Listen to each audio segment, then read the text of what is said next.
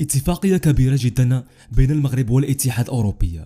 وفي التفاصيل، كشفت المفوضية الأوروبي في تصريح لجريدة إلكترونية مغربية أنه لا وجود لمفاوضات مع المغرب حاليا بخصوص تجديد اتفاقية الصيد، وكذا حول ضم الأقاليم الجنوبية للمملكة في الاتفاقية.